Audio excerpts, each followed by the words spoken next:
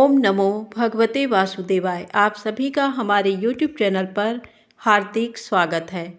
मौनी अमावस्या 2023। मौनी अमावस्या कब है, आइए जानें। स्नान दान का शुभ मुहूर्त, पूजा विधि और महत्व के बारे में। साल 2023 की पहली अमावस्या 21 जनवरी को पड़ रही है। पंचांग के अनुसार माघ मास में पड़ने वाली अमावस्या को मौनी अमावस्या के नाम से जानते हैं। इसके साथ ही शनिवार के दिन पड़ने के कारण इसे शनि अमावस्या भी कहा जाएगा। मौनी अमावस्या के दिन स्नान दान का विशेष महत्व है। इसके साथ ही इस दिन पितरों का तर्पण करने से उनकी विशेष कृपा प्राप्त होती है। आइए जानें मौनी अमावस्या का शुभ मुहूर्त, महत्व और पूजा विधि। माघ माह के कृष्ण पक्ष की अमावस्या तिथि का आरंभ 21 जनवरी शनिवार को सुबह 6:17 पर। माघ मास के कृष्ण पक्ष की अमावस्या तिथि समाप्त 22 जनवरी रविवार को सुबह 2:22 तक। साल की पहली अमावस्या पर शुभ योग बन रहा है। ऐसे में इस दिन स्नान के अलावा दान करने से महापुण्य की प्राप्ति होती है। सर्वार्थ सिद्ध योग सुबह 6:30 से सुबह 7:14 तक। हर्षण योग 21 जनवरी को दोपहर 2:34 तक। मौनी अमावस्या पर स्नान दान का शुभ मुहूर्त। पंचांग के अनुसार मौनी अमावस्या के दिन सुबह 8:34 से 9:53 तक शुभ मुहूर्त है। इस समय के अंतराल में स्नान करना काफ़ी शुभ होगा। इसके बाद आप दान कर सकते हैं। मौनी अमावस्या के दिन गंगा स्नान करना शुभ माना जाता है। अगर किसी कारणवश गंगा स्नान के लिए नहीं जा पा रहे हैं तो घर में ही नहाने वाले पानी में थोड़ा सा गंगा जल डाल लें। इसके साथ थोड़ा सा तिल डाल लें और माँ गंगा का ध्यान करते हुए स्नान कर लें। ऐसा करने से गंगा में स्नान करने के बराबर पुण्य की प्राप्ति होगी। मौनी अमावस्या का महत्व। मौनी अमावस्या के दिन गंगा, यमुना या अन्य नदी में स्नान करना शुभ माना जाता है। इसके साथ ही प्रयागराज में संगम में स्नान करने से पापों से मुक्ति मिलती है। स्नान के बाद सूर्यदेव को अर्घ्य दें। इसके साथ ही अपनी योग्यता के अनुसार दान करें। इस साल मौनी अमावस्या शनिवार के दिन पड़ रही है, इसलिए इस दिन दान करने से विशेष फलों की प्राप्ति होगी।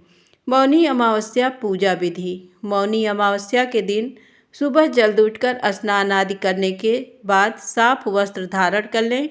इसके बाद एक तांबे के लोटे में जल और काले तिल लेकर सूर्य देव को अर्घ्य दें। इसके बाद भगवान विष्णु की भी विधिवत पूजा कर लें। पूजा के बाद ब्राह्मणों को सात्विक भोजन कराएं और पितरों का तर्पण करने के साथ उनके नाम पर दान करें। ऐसा करने से पितर भी प्रसन्न होकर आशीर्वाद देंगे। आइए जानते हैं मौनी अमावस्या की पौराणिक कथा। प्राचीन काल में कांचीपुरी में देवस्वामी नाम का एक ब्राह्मण रहता था। उसकी पत्नी का नाम धनवती था। उनके 7 पुत्र और एक पुत्री थी। पुत्री का नाम गुणवती था। ब्राह्मण ने 7 पुत्रों का विवाह करने के बाद बेटी के लिए वर तलाश करने के लिए अपने सबसे बड़े पुत्र को भेजा। उसने एक ज्योतिषी को कन्या की कुंडली दिखाई। उसने बताया कि विवाह होते ही कन्या विधवा हो जाएगी। ज्योतिषी की बात सुन ब्राह्मण दुखी हो गया और उसने इसका उपाय पूछा। उपाय पूछे जाने पर ब्राह्मण ने बताया कि सिंघल द्वीप पर एक सोमा नामक धोबिन रहती है। यदि कन्या की शादी से पहले घर आकर वह पूजन करे तो ये दोष दूर हो जाएगा। ब्राह्मण ने गुणवती को अपने सबसे छोटे पुत्र के साथ सिंघल द्वीप भेजा। दोनों सागर किनारे पहुंचकर उसे पार करने की कोशिश करने लगे। जब समुद्र को पार करने का कोई रास्ता नहीं मिला तो भूख प्यास से एक बट वृक्ष के नीचे आराम करने लगे। पेड़ पर घोंसले में एक गिद्ध परिवार रहता था। उस समय घोंसले में सिर्फ गिद्ध के बच्चे थे। वे सुबह से भाई बहन के क्रियाकलापों को देख रहे थे। शाम को जब गिद्ध के बच्चों की माँ भोजन लेकर घोंसले में आई तो वे उस भाई बहन की कहानी को बताने लगे। उनकी बात सुनकर गिद्ध की माँ को नीचे बैठे भाई बहन पर काफ़ी दया आई और बच्चों को आश्वासन दिया कि वह उनकी समस्या का समाधान करेगी। ये सुनकर गिद्ध के बच्चों ने भोजन ग्रहण किया। दया और ममता से वशीभूत गिद्ध माता उनके पास आई और बोली कि मैंने आपकी समस्याओं को जान लिया है। इस वन में जो भी फल फूल मिलेगा मैं आपके लिए ले आती हूँ तथा प्रातःकाल मैं आपको सिंघल द्वीप धोबिन के पास पहुँचा दूंगी। अगले दिन सुबह होते ही गिद्ध ने दोनों भाई बहनों को समुद्र पार कराकर सिंघल द्वीप सोमा के पास पहुँचा दिया। गुणवती प्रतिदिन सुबह सूर्योदय से पहले सोमा का घर लीप दिया करती थी। एक दिन सोमा ने अपनी बहुओं से पूछा कि प्रतिदिन सुबह हमारा घर कौन लिपता है। बहुओं ने तारीफ बटोरने के लिए कहा कि हमारे अलावा और कौन ऐसा करेगा, लेकिन सोमा को उनकी बातों पर यकीन नहीं हुआ और वह ये जानने के लिए पूरी रात जागती रही। तभी उसने सुबह गुणवती को घर साफ करते हुए देख लिया और उससे उसकी परेशानी पूछा। गुणवती ने अपनी परेशानी बताया, जिसे सुन सोमा चिंतित हो गई और उसके घर जाकर पूजा पाठ करने के लिए तैयार हो गई। सोमा ने ब्राह्मण के घर आकर पूजा किया, लेकिन इसके बावजूद गुणवती का विवाह होते ही उसके पति की मृत्यु हो गई।